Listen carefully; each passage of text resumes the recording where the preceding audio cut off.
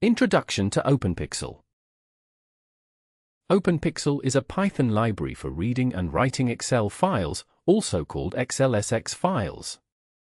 It is used to automate working with Excel spreadsheets using Python. openpyxl can create new spreadsheets, open existing ones, and edit their contents.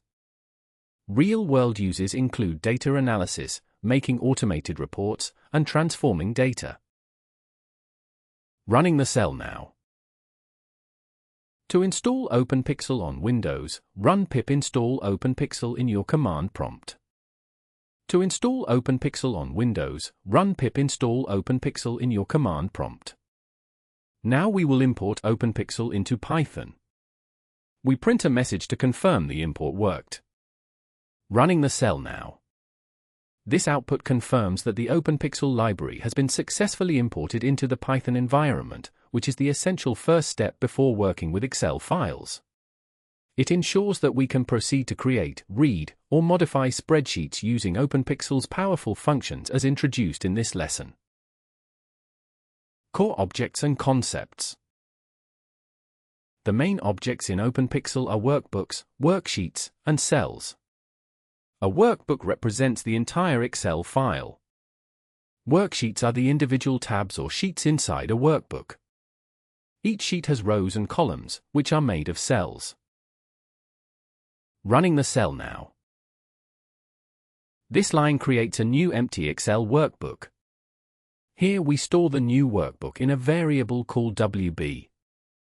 We print a message to let you know the workbook was created. Running the cell now. This output confirms that a new Excel workbook object has been successfully created using openpyxl. It shows the first step in working with Excel files programmatically, where the workbook represents the entire file you can add sheets and cells to. Noticing this message helps ensure the setup is correct before moving on to manipulating worksheets and cells. This line gets the default active worksheet from the workbook. We assign this worksheet to a variable called WS. We print a message to confirm that we have the active worksheet. Running the cell now. This output confirms that the code successfully accessed the default active worksheet in the workbook. Notice there's no data printed here. This step focuses on identifying the active sheet object before manipulating its cells or rows. It shows how to reference the current working sheet within a workbook, a foundational concept for further Excel operations. Now we write some text into cell A1 of the worksheet. We set cell A1 to contain Hello, openpyxl. We print a message to confirm that cell A1 was edited. Running the cell now. This output confirms that the code successfully wrote the text Hello, openpyxl into cell A1 of the worksheet. It highlights how you can directly access and modify individual cells, reinforcing the concept that cells are the fundamental units where data is stored within worksheets inside a workbook. Now we will save the workbook to a file called beginner_example.xlsx. We use the save method and give the file name. We print a message after saving to confirm. Running the cell now. This output confirms that the workbook object, which contains all the worksheets and cells we've worked on, has been successfully saved to an Excel file named beginner_example.xlsx. It shows the final step in handling Excel files with openpyxl, persisting your in-memory workbook to disk so you can access your data later. Let us open the Excel file we just created so you can see your changes. Now we will add a new worksheet to the workbook with a custom name. This line creates a worksheet named Datasheet. We print a message to say that the new worksheet was added. Running the cell now. This output confirms that a new worksheet named Datasheet has been successfully added to the workbook. It illustrates how you can create and name sheets dynamically, reinforcing the concept that a workbook is composed of multiple worksheets each identified by a title. This step is essential for organizing data within an Excel file. Here we will write numbers into cells A1 through A5 in Datasheet. This sets up a loop from 1 to 5. Each cell in column A gets a value, which is 10 times I. We print a message to confirm the numbers were added. Running the cell now. This output confirms that the code successfully wrote numbers 10, 20, 30, 40, and 50 into column A of the new worksheet named Datasheet. It shows that the loop correctly accessed cells A1 to A5 and updated their values, demonstrating how to write data cell by cell within a worksheet. This reinforces the concept that cells are the fundamental units for storing and manipulating data in a worksheet. Now let us save our new workbook to a file called intermediate_example.xlsx. We use the save method with the new file name. A message confirms the workbook is saved. Running the cell now. This output confirms that the workbook object, which represents the entire Excel file with its worksheets and cells, has been successfully saved to a new file named intermediate_example.xlsx. It highlights the intent of the code to preserve any changes made to the workbook by writing them to disk. Notice that saving is a crucial step to ensure all edits to the file are stored permanently. Let us view the updated Excel file that now has 2 sheets. Now we will load an existing workbook from a file. This line opens intermediate_example.xlsx and puts it into loaded_wb. We print a confirmation message. Running the cell now. This output confirms that the code successfully loaded an existing Excel file into a workbook object. This step is crucial because it shows how we can open and work with an entire Excel file programmatically, building on the core concept that a workbook represents the full Excel document. Here we will list all the worksheet names in our loaded workbook. This prints a list of sheet names so you can see what is inside. Running the cell now. This output shows the list of all worksheet names in the loaded workbook, which are a sheet and a data sheet. Noticing these names helps confirm the workbook structure and available sheets before working with specific data. This aligns with the lesson's focus on understanding workbooks and worksheets as the main Excel objects in openpyxl. Now we will access the datasheet worksheet from our loaded workbook.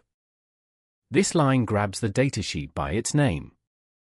Next, we will iterate over the first 5 rows in column A. For each row, we get each cell. We print the cell location and its value. Running the cell now. This output shows the values from the first column A of the datasheet or worksheet, specifically from rows 1 to 5. Notice how each cell's coordinate and its value are printed, demonstrating how to access and read data from specific cells within a worksheet. This connects to the lesson by highlighting how worksheets consist of cells organized in rows and columns, and how code can iterate through them to retrieve cell values. Now we will change the style of cell A1 using openpyxl styles module. We import the font class from openpyxl.styles. This line sets cell A1 to be bold and red. We save the changes to a new file called advanced_example.xlsx. The message lets you know that formatting was applied. Running the cell now. This output confirms that bold red formatting was successfully applied to cell A1 in the worksheet named Datasheet. It highlights how you can modify a cell's appearance by accessing the cell object directly and setting its font properties. This illustrates the concept of manipulating individual cells within a worksheet to enhance the workbook's presentation. Let us open the advanced Excel file to see the formatted cell. Now we will write an Excel style formula into cell B1. This line sets B1 to some cells A1 through A5. We save the workbook as advanced_formula.xlsx. We print a message to confirm the formula was added. Running the cell now. This output confirms that a formula was successfully added to cell B1, summing the values in cells A1 through A5 on the worksheet. It highlights how openpyxl allows you to manipulate cell contents beyond static values by inserting Excel formulas directly. This reinforces the concept that cells can hold dynamic content that updates based on other cells, showcasing the power of working with worksheet and cell objects. Opening the Excel file so you can see the formula in B1. We will try to load a workbook that does not exist to show error handling. We use a try block to catch errors. This tries to open a missing file. If the file is missing, this block runs. We print a helpful error message for the user. Running the cell now. This output shows the result of trying to load a workbook that doesn't exist, demonstrating basic error handling with a try except block. Notice how the code catches a file not found error and prints a clear message, which helps prevent the program from crashing and guides the user to check the file name. This is important for working safely with workbooks and files in openpyxl. Now we will try to read from a cell far outside our data. The try block lets us handle any unknown errors. We try to access cell Z100. This is likely empty. If something goes wrong, we catch it with exception as E. Finally, we print a message showing what went wrong. Running the cell now. In this example, the code tries to access cell Z100, which exists but is empty, so the output shows a value of none rather than causing an error. This demonstrates how openpyxl safely returns none for empty cells, reinforcing the concept that accessing cells outside populated data won't crash your program. It's important to note that this behavior allows us to handle missing data gracefully within worksheets. Best practices and common patterns. Always close your files and free up resources after working with Excel files. Save files with clear and meaningful names to make them easy to find. Use try and accept blocks to catch errors when opening or changing files. When using formatting or formulas, keep files efficient so they remain easy to work with. Running the cell now. Now we will use openpyxl to create a simple product inventory file. First, we make a list of products, each as a dictionary with a name, quantity, and price. We add a laptop with 7 units costing $999. We add a tablet with 15 units costing $299.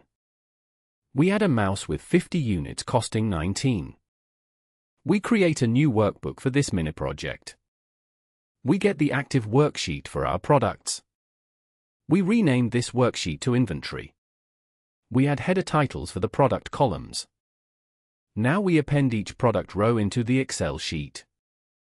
For every product, we add a new row to the worksheet with the product's information. We save the inventory to a file called inventory.xlsx. We print a message to confirm the mini project is done. Running the cell now. This output confirms the successful creation and saving of the Excel file named inventory.xlsx, which includes a clear, structured inventory list with product names, quantities, and prices. Notice how the code uses meaningful file naming and properly organizes data for readability, aligning with best practices in file handling and data export. This ensures resources are freed by saving the workbook and provides a clear indicator that the operation completed without errors. Let us open the inventory Excel file generated by our mini project. Thanks for learning openpyxl. Try out your own Excel automation projects. Subscribe for more Python tutorials. Running the cell now.